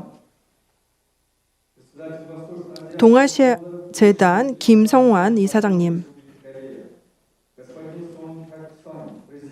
코이카 선혁상 이사장님, 각국 대사님들, 참석자 여러분, 먼저 우즈베키스탄 대사관을 대표하여 오늘 포럼을 개최해 주셔서 감사의 말씀을 드립니다. 이번 포럼이 한국과 신북방 정책 협력국 간의 협력 발전에 기여할 것이라고 확신합니다. 우즈베키스탄이 독립국가로 발전되는 기간 동안 대한민국은 신뢰할 수 있는 전략적 파트너였고 현재도 그렇습니다. 대한민국은 대규모 국가 프로그램의 실행에 있어서 지속적으로 지원해왔으며 이는 우즈베키스탄의 경제, 사회 분야의 근본적인 개혁 이행과 실질적인 현대화를 목표로 하고 있습니다. 한 우즈베키스탄 관계는 상호 호혜적으로 발전해왔습니다. 92년 수교 이후 진행된 17회의 정상회담이 이를 증명해 줍니다. 2019년 4월 대한민국 문재인 대통령님의 우즈베키스탄 방문 결과 양국 관계는 완전히 새로운 수준, 즉 특별 전략적 동반자 관계로 격상되었습니다. 팬데믹 상황임에도 불구하고 정상 간 그리고 고위급 대화가 유지되고 있습니다. 일례로 2020년 우즈베키스탄과 한국 정상 간의 두 차례의 전화 통화가 있었습니다. 작년 10월 30일 우즈베키스탄 샤프갓 미르지요예프 대통령님은 화상회의 형식으로 개최되는 제2차 북방경제협력 국제포럼에 참여하여 연설을 했습니다. 2021년에도 좋은 성과로 시작했습니다. 올해 1월 양국 정상 간의 첫 온라인 정상회담을 개최되어 양국 현안을 종합적으로 분석하고 협력을 위한 유망한 방향을 제시할 수 있었습니다. 정상들은 양국 간의 무역, 경제, 투자 관계를 더욱 강화하기 위해 중요한 결정을 했습니다. 자유무역 협정 체결에 관한 정부 간 협상을 시작하기 위한 합의가 이루어졌습니다. 정상회담 결과 4차 산업혁명을 촉진하기 위한 디지털화 분야 협력 MOU, 10억 달러 규모의 EDCF 3년 프로그램, 현대적인 종합병원과 화학기술연구센터 설립을 위한 차관 협정이 체결되었습니다. 어려운 글로벌 경제 상황임에도 불구하고 우리는 양국 간 무역량을 유지해왔습니다. 한국 유수의 기업과 은행들이 참여하여 30억 달러 이상의 신규 투자 프로젝트 포트폴리오를 준비되었습니다. 대한민국의 총 투자액은 70억 달러를 넘어섰습니다. 존경하는 포럼 참석자 여러분, 우즈베키스탄은 대한민국 대통령님의 신북방 정책을 높이 평가합니다. 광활한 유라시아 지역에서 안보를 확보하고 다각적인 협력을 확대를 위한 정책이라고 생각합니다. 양국 관계의 중요한 측면 중 하나는 문화적 인문 분야 관계입니다. 2014년부터 타슈켄트 서울공원, 대한민국 정부의 지원으로 2019년 타슈켄트 건설된 한국문화예술의 집이 유용하게 활용되고 있습니다. 타슈켄트의 거리 중 하나가 서울의 거리로 지정된 것도 이 분야 협력의 좋은 예라고 생각합니다. 한국 현대 문화의 붐, 한류가 폭넓게 확산되고 있습니다. 한국의 영화, TV 드라마, 음악 등 우즈베키스탄을 비롯하여 전 세계에서 점점 더 커다란 찬사를 받고 있습니다. 한국과 중앙아시아 국가 간의 문화협력 증진에 중요한 역할을 한 중앙아 협력 포럼이 진행 중이며 이는 지난 몇 년 동안 늘 국가 간의 문화 및 인문 교류 발전에 크게 기여해왔습니다. 중앙아시아에 많은 고려인들이 거주하고 있다는 점이 매우 중요하다고 생각합니다. 중앙아시아 고려인들은 한국과 지속적으로 긴밀한 관계를 심화할 수 있는 교량의 역할을 하고 있습니다. 우즈베키스탄에서는 18만 명 이상의 고려인 디아스포라는 우즈베키스탄 사회에 깊이 융화되었고 뗄 수 없는 부분이 되었습니다. 우즈베키스탄 정부는 다른 민족과 같이 고려인들의 사회, 민족, 정신적, 문화적 발전을 지원하는 데 특별한 관심을 기울이고 있습니다.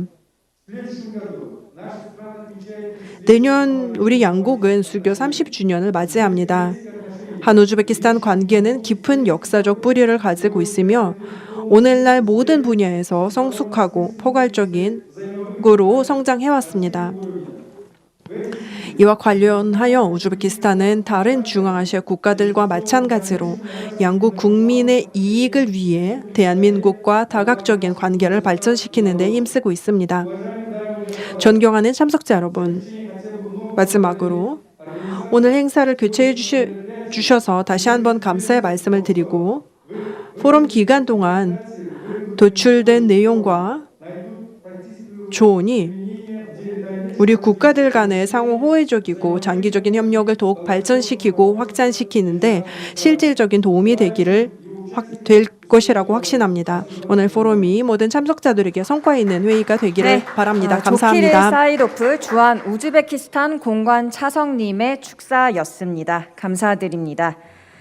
네, 마지막 외빈 축사는 사실 아까 강준영 단장님께서 개회사 때 말씀해 주신 것처럼 현지 줌 연결이었는데요. 예, 안타깝게도 우즈베키스탄의 연결이 지금 안 돼서 사이드 무흐타르 사이드 카시모프 우즈베키스탄 세계경제외교대학교 총장님 그 축사를 너무 아쉽게도 듣지 못하게 되었습니다. 여러분 양해 부탁드립니다.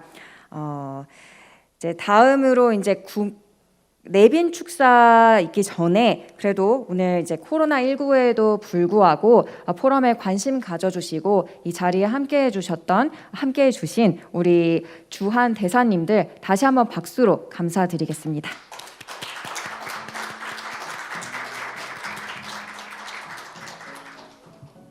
예, 말씀드린 것처럼 이제 내빈 축사가 있겠습니다. 대한무역진흥공사 권평호 사장님의 축사로 시작하겠는데요. 앞으로 나와주시기 바랍니다. 여러분 큰 박수 부탁드립니다. 예, 죄송합니다.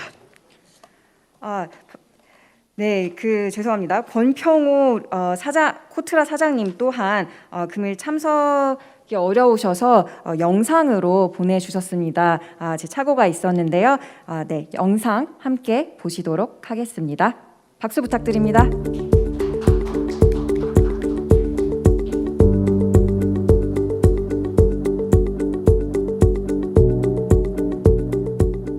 여러분 반갑습니다. 코트라 사장 권평호입니다. 2021년 한반도 북방문화전략 포럼 개최를 진심으로 축하합니다. 먼저 소중한 논의의 장을 마련해 주신 강준영 HK플러스 국가전략사업단 단장님, 김인철 한국외국어대학교 총장님, 박학용 디지털타임스 대표이사님과 모든 관계자 여러분께 깊은 감사의 말씀을 전합니다. 북방정책으로 북방지역과의 교류가 시작된 지 벌써 한 세대가 지났습니다. 그동안 한국과 북방지역은 정치, 경제, 문화 교류 등 다양한 측면에서 빠르게 가까워졌고 한러 교육 규모만 보더라도 수교 당시인 1990년과의 비교해 20배 이상 증가했습니다. 그리고 2017년 시작된 신북방 정책을 통해 한국과 북방지역의 관계는 한 단계 더 도약하고 있습니다. 자동차를 수출하고 자원을 수입하던 단순한 교육 구조에서 벗어나 이제는 IT, 농업, 환경, 보건, 의료 등으로 협력 범위가 확대되었습니다. 또한 대기업 위주의 교류에서 중소, 중견기업으로 협력 주체도 확대되었습니다. 특히 러시아와는 9개 달의 전략을 통해 가스, 철도, 북극 항로 등 주요 분야에서 동시다발적인 협력 사업이 추진되고 있습니다. 작년에 발생한 코로나19는 글로벌 경제 지형을 크게 변화시키고 있습니다. 경제협력 구조와 가치 사슬이 지역 중심으로 재편되고 있는 것이 그 하나입니다. 북방지역은 유라시아 경제연합으로 지역 시장 통합을 가속화하고 있으며 대다수 국가가 수입 대체, 자국 산업 육성 정책을 적극 추진하고 있습니다. 이러한 시점에서 기초과학과 원천 기술에 강한 이들 북방 지역과 IT 제조업 기술 상용화에 강점을 가진 우리나라와의 상호 보완적인 협력은 그 어느 때보다도 중요할 것입니다. 저희 코트라도 이에 발맞춰서 우리 중소중견기업의 북방 지역 진출과 협력 분야의 다각화를 위해 다양한 활동을 하고 있습니다. 한러 기술협력 강화를 위한 온라인 상담회를 개최하고 화장품 등 우리의 소비재를 현지 유명 온라인 유통망에 입점시키는 활동도 하고 있습니다. 카자흐스탄의 한국형 스마트팜 진출 지원, 벨라루스와의 의료제약 협력 웨비나 등 북방지역 14개 국가로 협력 사업을 더욱 확대 추진하고 있습니다. 저는 오늘의 포럼이 한반도와 북방지역과의 관계를 역사 문화 면에서 또 경제 통상 면에서 짚어보고 앞으로 더 긴밀한 협력 관계로 발전시켜 나가는 매우 중요한 이정표가 될 것으로 믿습니다. 저희 코트라도 우리 기업과 북방지역과의 교류 협력 확대를 위해 더욱 힘쓰도록 하겠습니다. 다시 한번 한반도 북방 문화전략 포럼의 개최를 축하드리며 함께하신 모든 분들의 건강과 행복을 기원합니다. 감사합니다. 네, 권평호 코트라 사장님의 축사였습니다. 네, 다음 순서로 이어서 문훈숙 유니버설 발레단 단장님 앞으로 모시겠습니다. 여러분 큰 박수 부탁드립니다.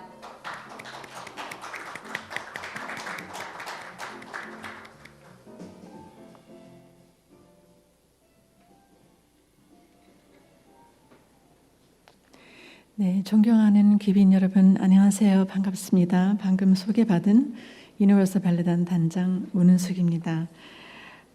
네, 오늘 한국외국어대학교 HK 플러스 국가전략사업단과 디지털 타임스가 주최하는 한반도 북방 문화전략 포럼의 자리에 이렇게 함께하게 되어서 너무나도 영광스럽고 정말 기쁘다는 말씀을 드리고 싶습니다.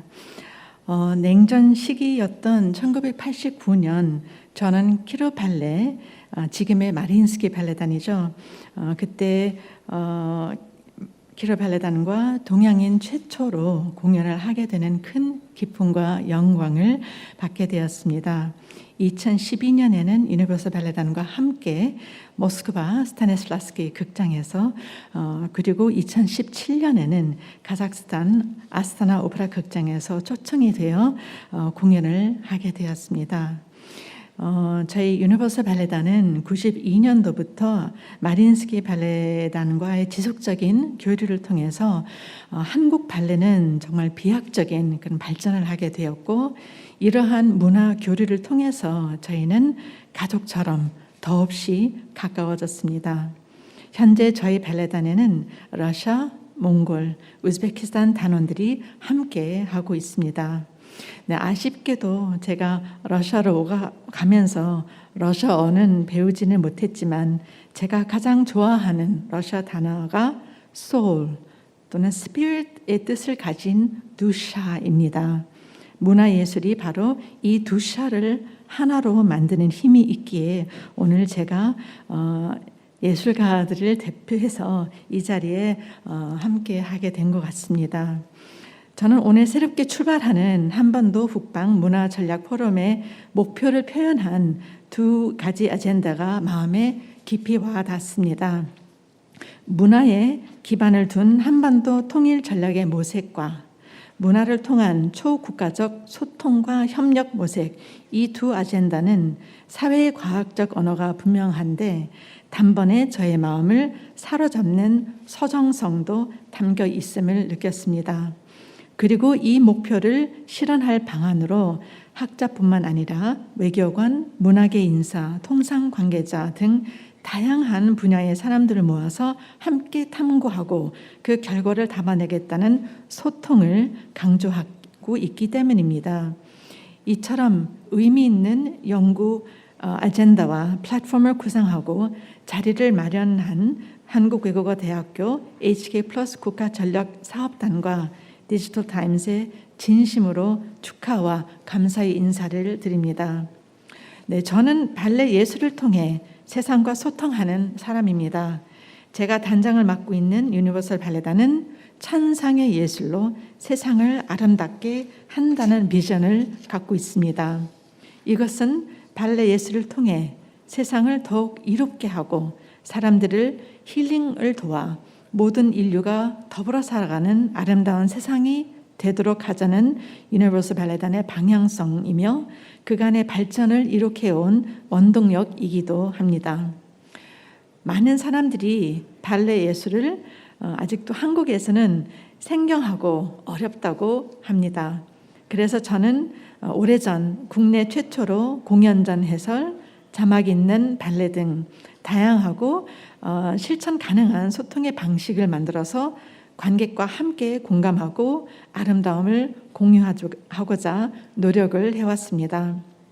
이러한 맥락에서 한반도 북방 문화 전략 포럼의 연구 아젠다와 진행 방식은 유니버설 발레단이 추구하는 발레 예술의 현장과 본질적으로 동일한 맥락으로 이해할 수 있습니다.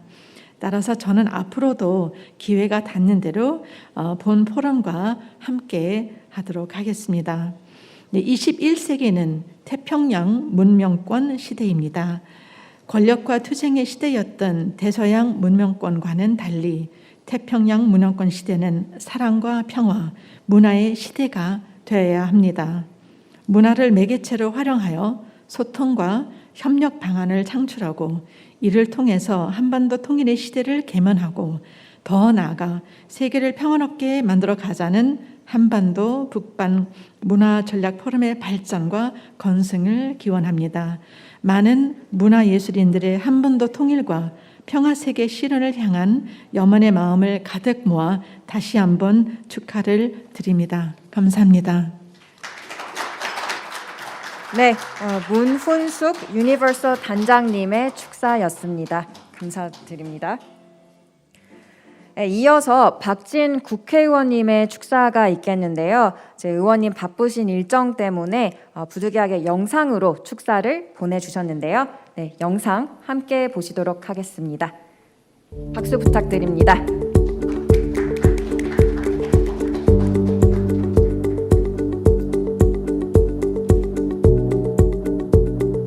안녕하십니까. 서울 강남을 국회의원 박진입니다.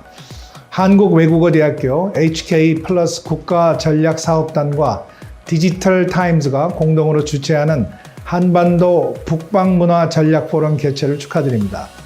귀중한 자리를 마련해 주신 김인철 한국외국어대학교 총장님, 박학용 디지털타임즈 대표이사님, 강준영 한국외대 국제지역연구센터장님을 비롯한 참석하신 모든 분들께 감사의 말씀을 드립니다.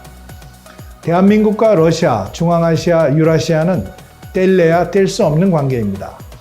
유라시아 대륙 동쪽의 요충지인 한반도는 통일신라와 고려시대에 실크로드를 타고 찬란한 역사, 문화, 종교의 발전을 꽃피웠습니다. 오늘날에는 한국의 소프트파워가 실크로드보다 넓게 퍼진 통신망과 통상망을 통해 유라시아 대륙 전역에 전해지고 있습니다. 우리 역사와 관련된 북방문화를 잘 이해하고 정책 의제를 발굴하여 실천하는 것은 대한민국의 국익 창출은 물론 상호 시너지를 낼 수 있는 첫 단계입니다. 그런 차원에서 오늘 세미나가 열리게 된 것은 큰 의미가 있습니다.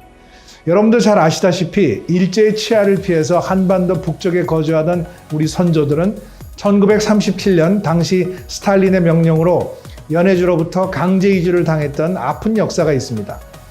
시베리아 횡단 철도를 타고 아무 연고가 없는 동토의 땅에 내려진 고려인들은 그러나 어려운 환경에 굴하지 않았습니다. 그들은 특유의 부지런함과 성실함으로 우즈베키스탄, 카자흐스탄, 타지키스탄, 키르기스탄 같은 척박한 땅에 논밭을 일구며 농업 생산력을 높이고 우리 문화를 계승 전파하는 강인한 민족의 혼과 불굴의 의지를 보여주기도 했습니다. 중앙아시아와 러시아 시장에 가면 흔히 찾아볼 수 있는 까레이스카야 마르코브라는 대중음식이 있습니다. 단어 그대로 해석하면 한국 당근이라는 뜻이라고 합니다. 강제 이주당한 우리 선조들이 배추 대신 당근으로 김치를 담가 먹었던 것이 이제 중앙아시아 식탁에서는 빠지지 않는 감초 같은 유명한 메뉴가 되었습니다. 지난해 한러 수교 30주년을 맞이했습니다. 수교 당시 2억 불이던 양국 간 교역량은 30년 만에 100배 이상으로 늘어났습니다.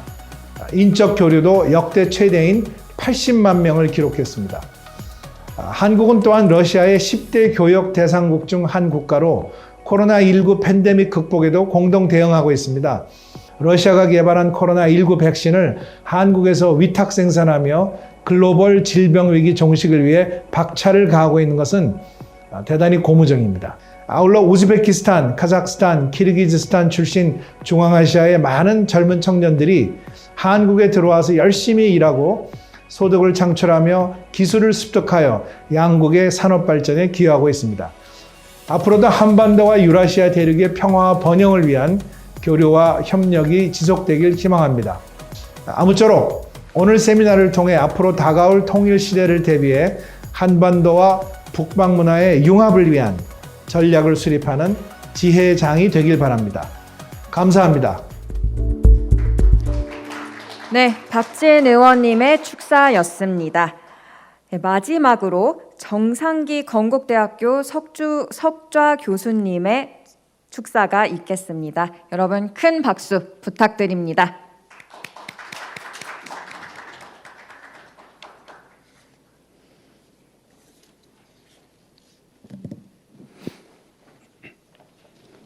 우선 먼저 오랫동안 기다렸던 한반도와 북방문화 전략 포럼이 오늘 성대하게 개최된 것을 진심으로 축하드립니다. 그리고 이 포럼을 주최해 주신 한국외국어대학교의 김인철 총장님과 디지털타임즈 박학경 대표이사님, 그리고 이 연구 작업을 진두지휘해 오신 강준영 HK+ 국가전략사업단장님께도 위로와 축하를 드립니다. 한국은 지정학적으로 해양과 대륙 사이, 남방과 북방의 교차점이라는 매우 중요한 위치에 있습니다. 그러나 냉전기에는 한국은 북방으로의 진출은 불가능하여 마치 고립된 섬나라와 같은 불리한 위치로 존재했습니다. 저희가 어렸을 때 초등학교와 중학교 다닐 때는 우리 한민족의 뿌리는 북방 지역에 있다고 배웠습니다. 비록 국제정세의 영향으로 우리가 북방 지역에 갈 수는 없었지만 북방은 언젠가는 우리가 돌아가야 할 고향이라는 생각을 갖고 성장했던 것 같습니다. 한국 언론에서 북방이라는 용어가 광범위하게 사용된 것은 1983년 이범석 외교부 장관이 국방대학교 연설에서 북방 정책을 한국 외교의 중요 과제로 제시하면서부터라고 생각합니다. 1990년 소련 연방의 해체 이후 소련과 중앙아시아, 중국과의 수교가 이루어지고 북한과도 남북한 교류가 시작된 후에 한국에는 대북방 외교의 황금기가 도래하였습니다. 그 후 역대 정부는 용어만 다르지만 북방과의 관계를 중시하는 정책을 꾸준히 전개하였습니다. 그럼에도 불구하고 현 시점에서 평가해 보면 역대 정부의 대북방 정책이 얼마나 성공했는지 의문입니다. 그동안 우리의 대북방 정책은 주로 정치, 경제, 외교적인 측면에서의 단기적인 목표 달성을 위하여 추진되었습니다. 또한 북방 정책의 목표와 대상이 구체적으로 어디를 말하는지, 북한이 목표인지, 중국과 러시아와의 외교 경제 협력이 목표인지도 분명치 않았고 북방의 중요한 일부분인 중앙아시아에 대한 관심은 상대적으로 적었다고 할 것입니다. 아울러 북방 연구를 위한 인적, 물적 투자도 그리 많지 않았습니다. 그 결과 오늘날 일반 한국민들의 북방 지역에 대한 관심은 그리 크지 않다고 저는 생각을 합니다. 사실 현재 대학에서 러시아나 중앙아시아를 전공하겠다고 지망하는 학생들도 날로 줄어들고 있습니다. 이러한 상황에서 한국외국어대가 북방 연구를 위하여 체계적인 연구를 시작한 것은 국가적으로 매우 훌륭하고 시의적절한 작업이라 생각합니다. 특히 그동안 우리가 소홀히 하였던 문화적인 측면에서의 북방에 대한 연구를 강화하는 것을 높이 평가합니다. 상대방의 문화에 대한 이해가 정치, 경제 협력의 대전제가 되기 때문입니다. 아무쪼록 이번 연구 사업이 한국과 북방과의 이해 심화와 관계 증진에 큰 기여를 할 것을 미리 축하드립니다. 다시 한번 오늘 행사를 축하드립니다. 감사합니다. 네, 한국외국어대학교의 이번 북방 연구가 얼마나 중요하고 또 의미 있는 연구인지, 또 북방 정책은 결국 지속성이 가장 중요하다는 점을 강조해 주신 것 같습니다. 네, 정상기 전 동북아 협력 대사님의 축사였습니다. 다시 한번 감사드립니다. 네, 이상으로 개회식 모든 순서가 종료되었는데요. 마지막으로 퓨전 국악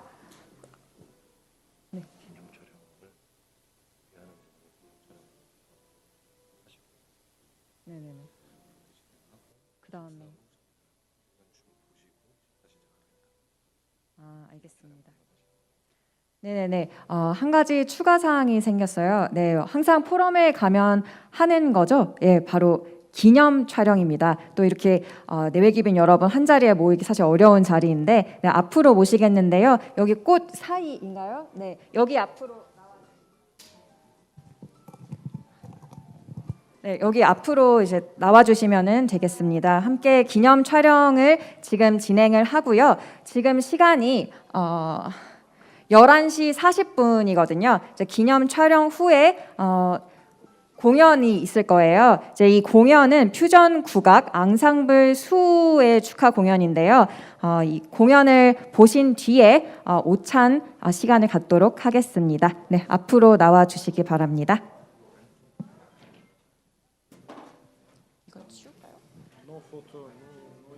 No photo, no event. Yes.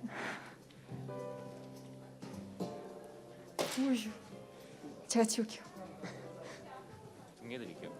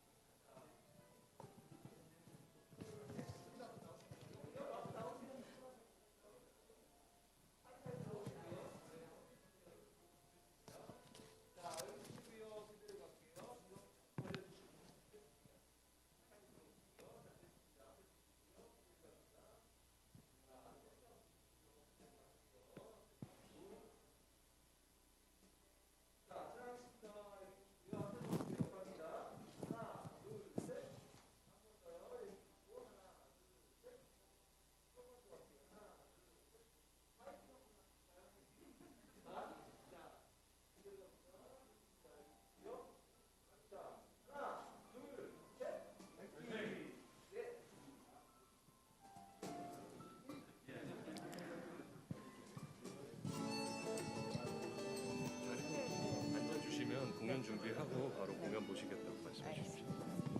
기념 촬영 갑자기 정해졌습니다.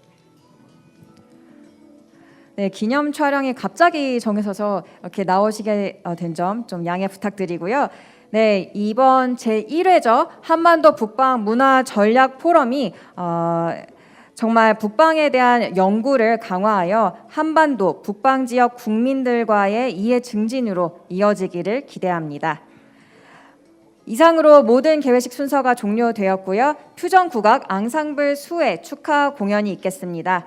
앙상블 수는 전통을 바탕으로 지역사회의 문제를 문화예술로서 해결하고자 하며 국내외 공연의 수익금으로 또 청각장애 아동들을 지원하는 등 음악으로 사회적 가치를 찾고자 하는 청년들이라고 합니다. 또 여기 참석하신 국내 외 귀빈들을 위한 작은 기념품을 이 앙상블 수가 준비해 주셨다고 하는데요. 도자기 선물이라고 합니다. 이제 오찬 후에 포럼장 나가실 때 잊지 마시기 바랍니다. 귀빈 여러분들의 이름이 도자기에 적혀져 있다고 하니까요. 꼭 이름 확인하시고 가져가 주시기 바랍니다. 네, 그럼 앙상블 수의 세 가지 곡 바람과 함께 걷다, 새타령, 붉은 달 들으며 포럼 개회식 마치도록 하겠습니다. 네, 박수로 환영해 주시기 바랍니다.